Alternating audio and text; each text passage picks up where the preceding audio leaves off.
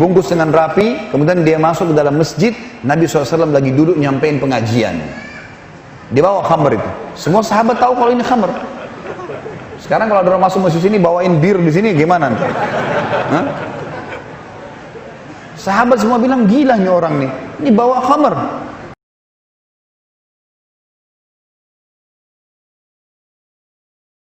Dan juga kita masuk kepada akhlak. Akhlak Nabi SAW teman-teman sekalian terkenal sekali dengan sangat luar biasa. Firman Allah mengekalkan dalam Al-Quran sebagai sang pencipta. Dan kita tahu Allah ini maha jujur, maha adil. Apa adanya Allah menyebutkannya.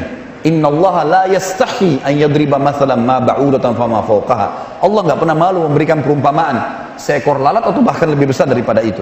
Hak-hak yang diucapkan oleh Allah subhanahu wa ta'ala. Allah memuji baginda Nabi SAW dalam Al-Quran kekal ditilawakan sampai hari kiamat oleh orang-orang beriman dalam surah Al-Qalam ayat 4. A'udzu billahi minasyaitonir rajim wa innaka la'ala khuluqin 'azim. Sesungguhnya kau memiliki budi pekerti akhlak yang azim. Azim itu dalam bahasa Arab sangat agung, besar. Sebagaimana kita mengatakan subhana rabbiyal azim. Maha suci Tuhanku yang maha agung. Orang yang paling mengenal seorang laki-laki kalau dia sudah berumah tangga adalah istrinya. Para sahabat pernah bertanya dalam hadis Bukhari Muslim kepada Aisyah radhiyallahu anha, Ummul Mukminin. Wahai Aisyah, beritakan kepada kami bagaimana akhlaknya Nabi SAW. Di luar rumah kami sudah kenal beliau sebagai Nabi. Tapi di rumah bagaimana? Bagaimana kalian para istri memberikan gambaran tentang suaminya ini? Seperti itu kurang lebih bahasanya. Apa kata Aisyah radhiyallahu anha? Kana khuluquhul Qur'an alaihi salatu wassalam. Akhlaknya Nabi SAW, budi pekertinya Al-Quran. Nggak ada yang lain udah. Seperti Al-Quran bisa, kalau ada Al-Quran bisa jalan di muka bumi, itulah Nabi SAW. Sampai Aisyah pernah membuat masalah dengan Nabi SAW, teman-teman sekalian.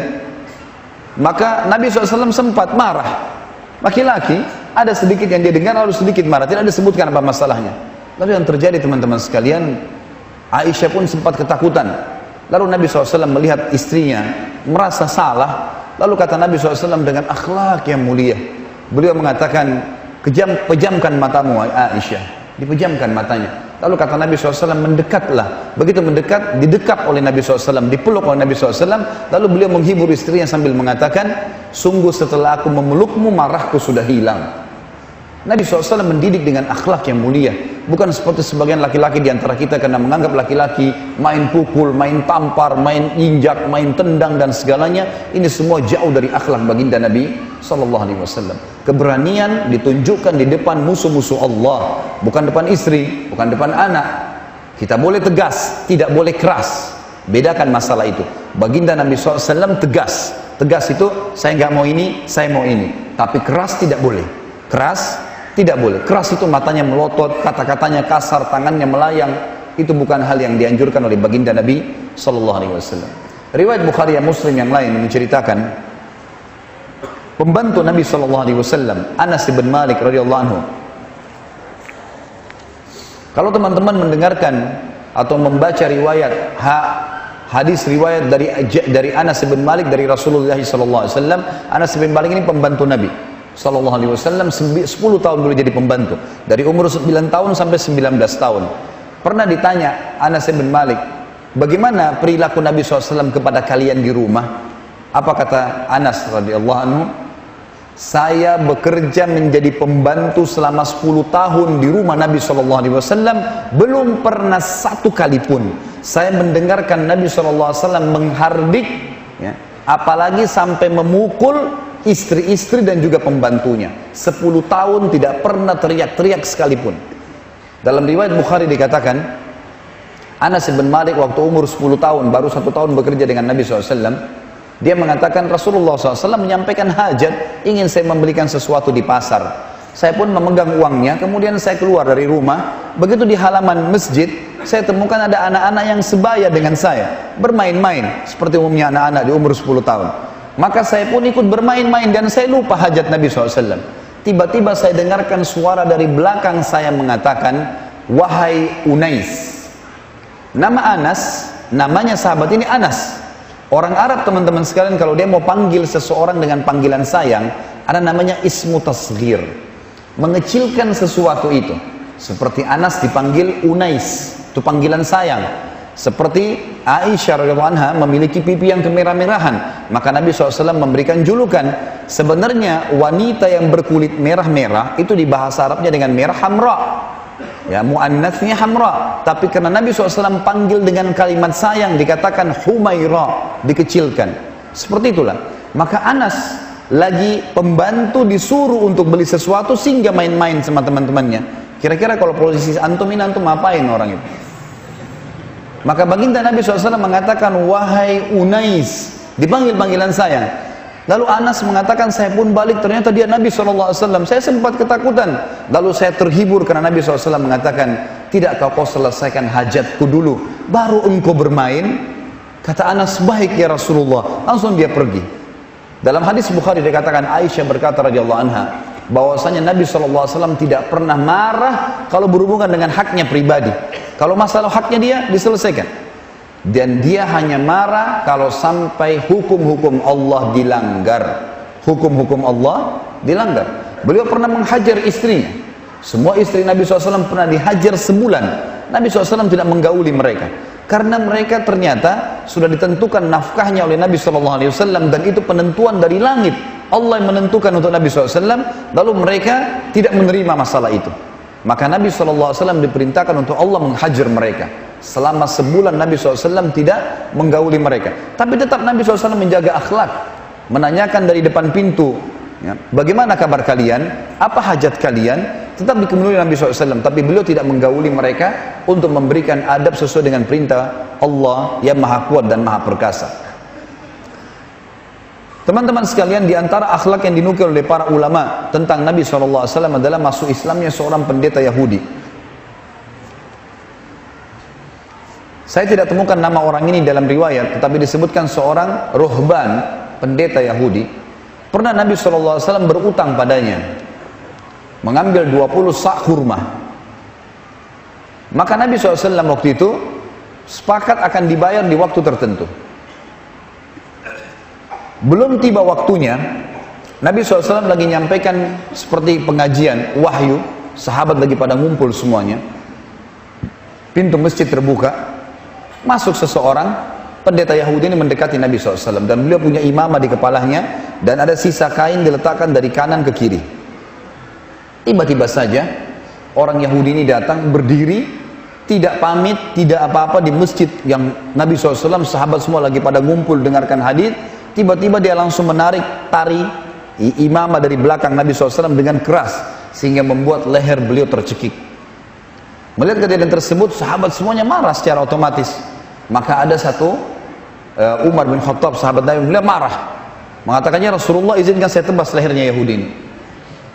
Maka Nabi SAW memberikan isyarat kepada Umar untuk tenang. Lalu Nabi dalam kondisi tercekik alaihissalatu wassalam menghadap ke orang ini, ke Yahudi ini, sambil dia berdiri dan menarik imamahnya Nabi SAW. Nabi lebih kuat dari dia secara fisik. Nabi SAW bisa kalahkan, tapi akhlak mengalahkan semua hal-hal itu. Kata Nabi SAW, hai Yahudi, kenapa? Ada apa kamu? Dia bilang, hai Muhammad, bayar segera utangmu. Dan saya tahu kalian orang-orang Quraisy suka nunda-nunda bayar utang. Orang ini sudah minta dibayar, caci maki lagi, gitu kan? Maka Nabi SAW dengan sangat tenang balik ke arah Umar lalu berkata, hai Umar, pergi ke Baitul Mal, ambil 20 sak utang saya, bayar Yahudi ini, tambah 20 sak lagi. Kata Umar, ya Rasulullah, 20 sak pertama utang anda, 20 sak kedua untuk apa? Kata Nabi SAW, hukuman karena kau telah menakut-nakuti dia. Umar yang dihukum oleh Nabi SAW. Maksudnya apa? Kalau saya ada jangan ambil keputusan. Apalagi ini penawarannya penggal lehernya ya Rasulullah. Ini bukan main-main. Maka apa yang terjadi teman-teman sekalian? Umar bin Khattab pun pergi ke Baitul Mal, diikuti oleh Yahudi ini. Umar karena jengkelnya ditinggal Yahudi ini. Sampai tiba di Baitul Mal, disiapkan 20 sak itu. Setiap Yahudi ini mau ngomong, Umar selalu hilang hindari, nggak mau mendengar omongannya gitu. Sampai dia mengatakan, hai Umar, saya tahu kau marah dengan saya, tapi kalau kau mau dengarkan apa yang saya sampaikan. Waktu Umar sudah siapkan 20 sak kurma utang Nabi SAW, baru 20 sak yang kedua, Yahudi itu bilang, nggak usah siapin buat saya. Kata Umar, saya nggak mau dengar kamu.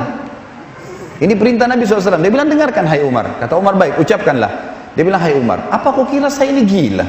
Masuk ke masjid kalian, mencekik raja dan nabi kalian, menagih utang belum waktunya. Apa kau berpikir Umar, kenapa saya lakukan itu? Kata Umar, saya tidak tahu. Kan kau tahu dia Rasulullah SAW.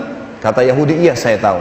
Sungguh hai Umar, saya menemukan ciri kenabian Nabi terakhir dalam Taurat pada diri Muhammad semuanya. Sudah ada semuanya, namanya, fisiknya, semua sudah ada. Tinggal satu, ada satu ayat dalam Taurat disebutkan ciri Nabi terakhir itu, ghalaba hilmuhu ghadabuh, kasih sayangnya mengalahkan emosinya. Tadi itu saya kerjakan, Umar sengaja mancing emosinya. Saya sudah pertaruhkan nyawa saya, dan ternyata terbukti. Dan sekarang saya ucapkan, Umar, asyhadu an la ilaha illallah wa anna muhammadar rasulullah.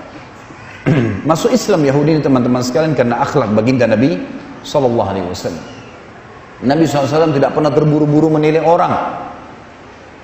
Orang yang dilihat berbuat salah diingatkan, walaupun sudah pernah diingatkan lalu berbuat lagi diingatkan. Nabi SAW tidak pernah melakukan dengan emosional. Disebutkan dalam sebuah riwayat, ada seorang sahabat baru masuk Islam teman-teman sekalian, baru masuk Islam, 2 minggu tinggal di Madinah.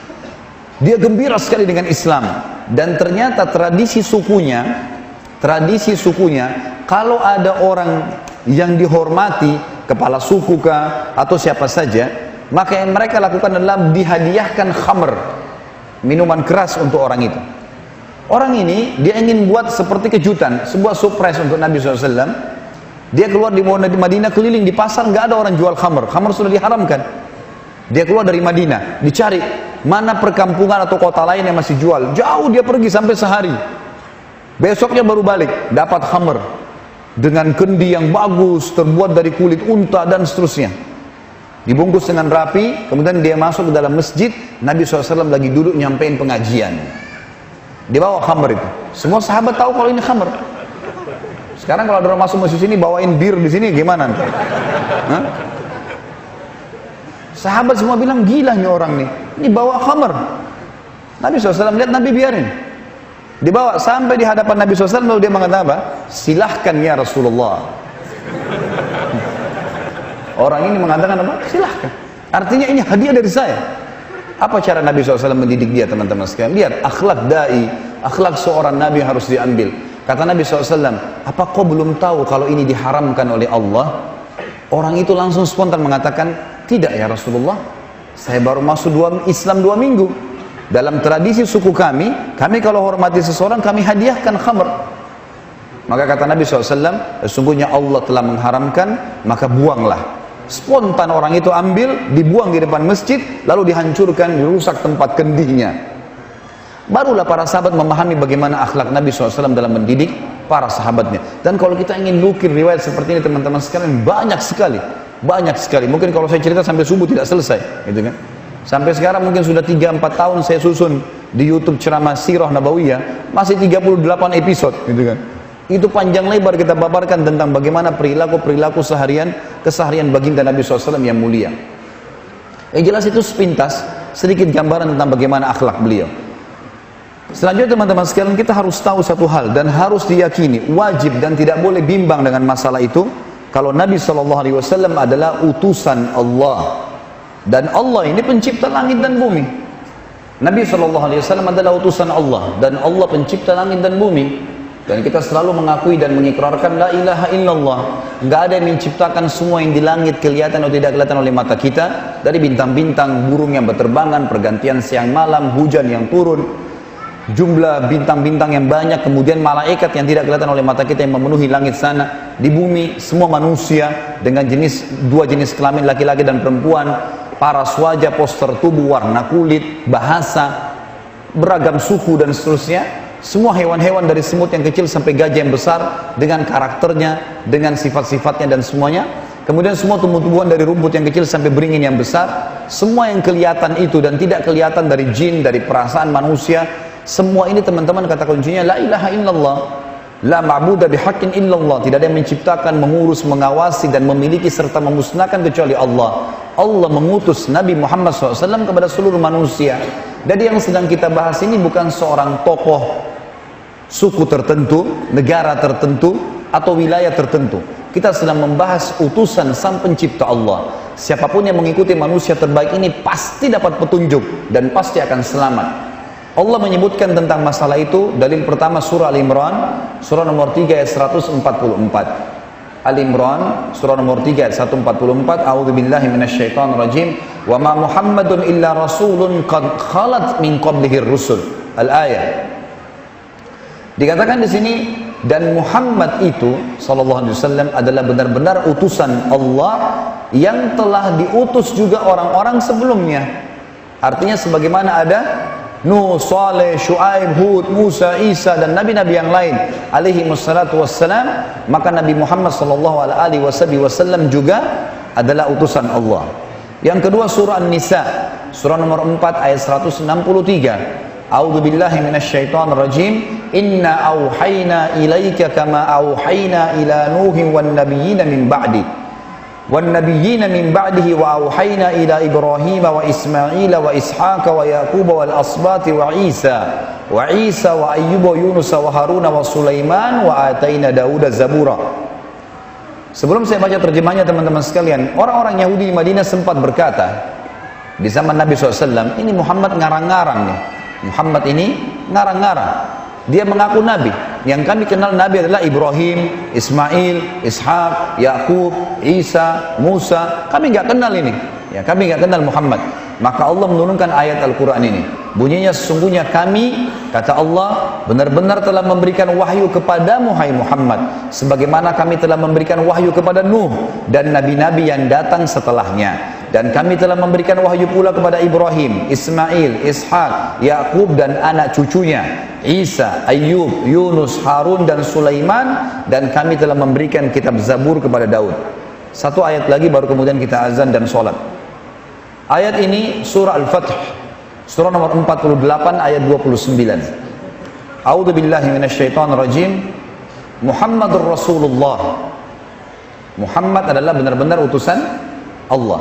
Ini saksi bahasan tentang Nabi SAW benar-benar utusan Allah Sang Pencipta. Baik, seperti tadi sudah disampaikan, kita akan sholat Isya dulu. Dan insya Allah setelah Isya nanti baru kita lanjutkan. Dan saya akan masuk bahasan yang lebih dalam masalah mujizat Nabi SAW.